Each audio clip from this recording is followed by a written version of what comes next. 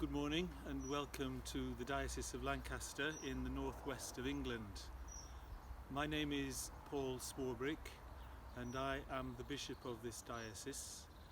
It's a diocese that I love very much because it's where I was born and grew up. So I feel a very strong sense of belonging here, and I'm very happy to welcome you to my garden here in Morecambe. I'm going to be reading chapter 20 in God Speaks to His Children, texts from the Bible, and this is in support of the work of Aid to the Church in Need. The chapter I've chosen to read and then talk about is called The Death of Moses. So are you ready? Shall we begin? Let's just be quiet for a moment before I start reading.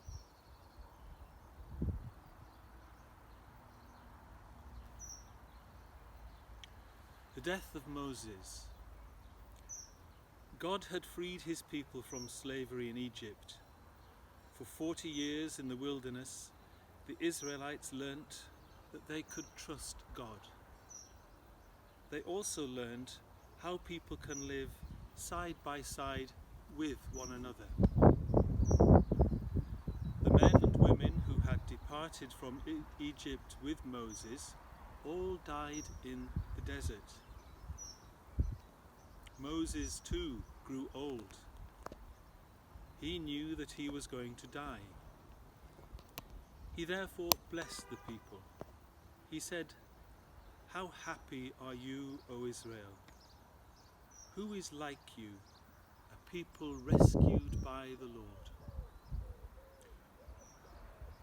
Then he climbed up to the summit of Mount Nebo, and there the Lord showed him the whole land of Canaan that he had promised to his people.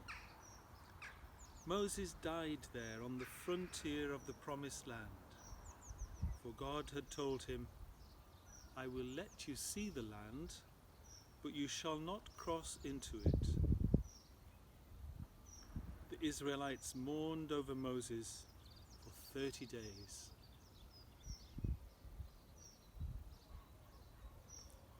So there you are, that's the short chapter about the death of Moses. And if you've read about Moses and you have learnt other parts of his life, you'll know that he's a very, very important person in the Bible story. In fact, I'd like to call him a giant, not because he was a huge, big person like Tyson Fury or someone like that, 6'10" and 20 odd stone. He's a giant because of the example he gave us and the work that he did. Now, you'll know from other parts of the Bible that Moses had a strange upbringing. He was born in Egypt and he was born into slavery. But God called him to lead the people of Israel from Egypt to the promised land, a land flowing with milk and honey. And it was a journey from one place, Egypt, to another place that we now call Israel. Quite a lot of miles in between, quite a long journey. But it was also leading them from slavery to freedom. It was also leading them from hardship and sadness to joy. And Moses took on this job that God asked him to do, not because he was full of great confidence and knew that he could do it, but because God asked him to. And that's something we can reflect on, that sometimes we don't feel able to do the job God asks us to do, but because God has asked us to do it, then God will help us to do it. Now, when I read this story, part of the reason why I chose this story is because I think I think there's a few problems with this story for me. One is that God said, lead my people to the promised land, a land where they'll be very happy, where they'll be free. And Moses did it. It wasn't easy. It took a long time, 40 years through the wilderness. And those years were not very easy at all.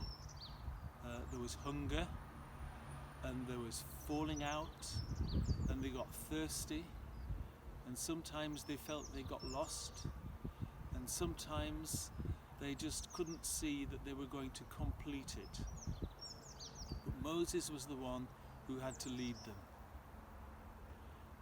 And from other stories you've read about Moses, you might know that he had a problem speaking. He had what probably we call a stammer. So, he wasn't very good at talking. And he relied on his brother Aaron to help him. And another thing about Moses, from his early days, he'd actually fought somebody and killed them in a fight. So he hadn't got the perfect life, and yet he was called to lead the people. The thing that bothers me is that after all these years, when they're just about to enter the promised land and get to where they need to go, God takes Moses to the top of Mount Nebo and he says, look at all this, look at this beautiful land. The desert's behind you, Egypt's behind you, all those problems are behind you, and now just across this river is the end of the journey, the promised land, a land flowing with milk and honey. But what happened on that mountain, Nebo? Moses died. It's a bit like, you've heard of Mo Farah, a long distance runner, and he was born in northeast Africa as well, in Somalia, not far from Egypt. And it's a bit like Mo Farah running one of his long races and being up at the front, and just when he's about to cross the finishing line, he stops. Why would God not let Moses get into the promised land? Why is it that sometimes in this life, the very thing that we've been working for, what we've been trying to get, what we think will make us happy, we're just about to get it, and then all of a sudden something happens and it goes wrong? But one important lesson I think that this story about the death of Moses teaches us, that really our journey is into the friendship and love of God. It's not to a particular place.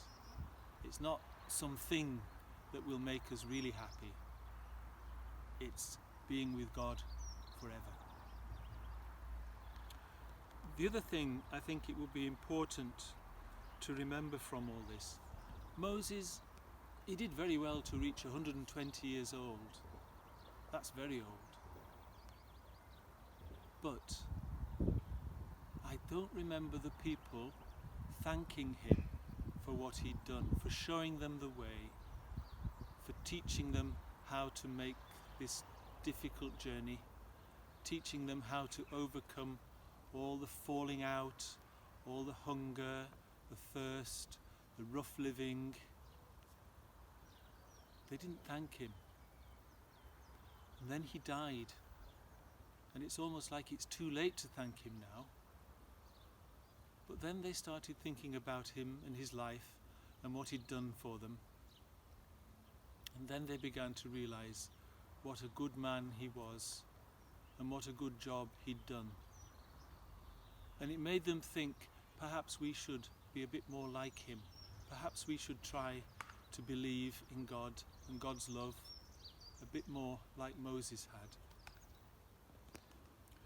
Moses died, and it doesn't tell you in this particular version, this story, but Moses died and they don't know where he was buried. It's as though God took him away and hid him somewhere.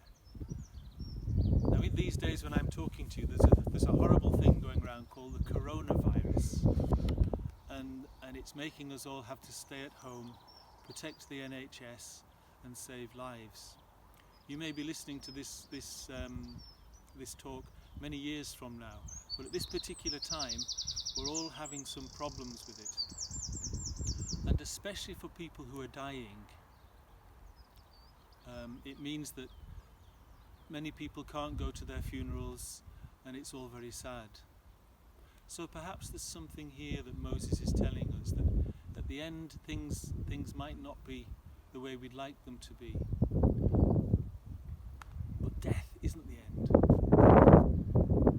God has prepared something very special for us beyond the limits of this life. We know this world can be very good to us, but we know it can also be very cruel. And you've all said those words, it's not fair.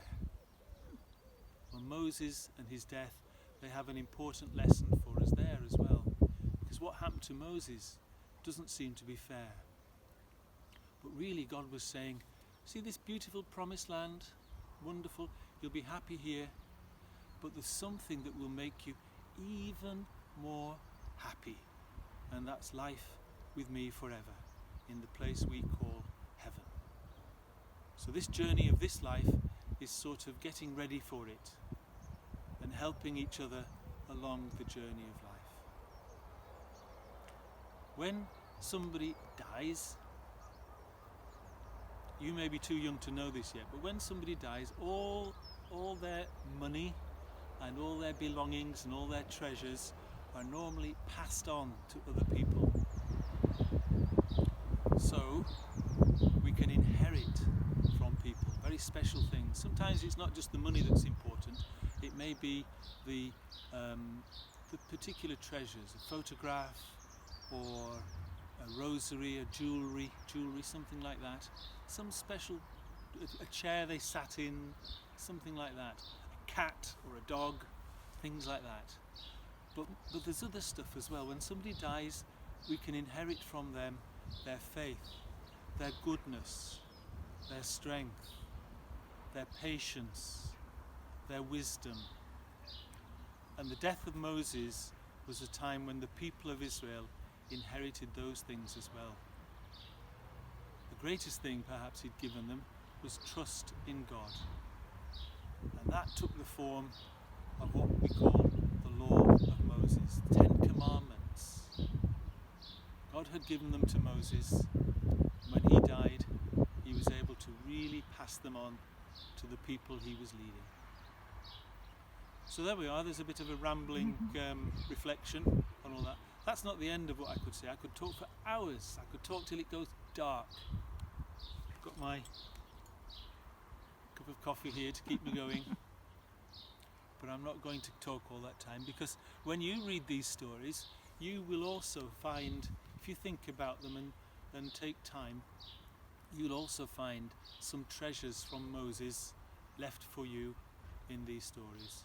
So God bless you. We'll say a little prayer now, asking God to help us on our journey through this life to the place he has prepared for us. In the name of the Father, and of the Son, and of the Holy Spirit. Amen. God our Father, we thank you for the gift of Moses, the prophet and the leader of your people. We ask you to help us listen to his story and help us to reflect on it as well, so that we find in it the treasures that he is leaving us, the treasures that will help us find our way not just to the promised land, but find our way to you, the God who calls us to eternal life, eternal happiness, to a place where there's nothing to spoil it. I ask you, Lord, to look after all those people who are struggling on the journey of life, all those people at this time who are sad, all those who are fighting, all those who don't understand, all those who are lost, all those who feel they can't keep up. Give us the gift of leadership in our little families and groups of friends, so that we can all make this journey together. Glory be to the Father, and to the Son, and to the Holy Spirit, as it was in the beginning, is now, and ever shall be,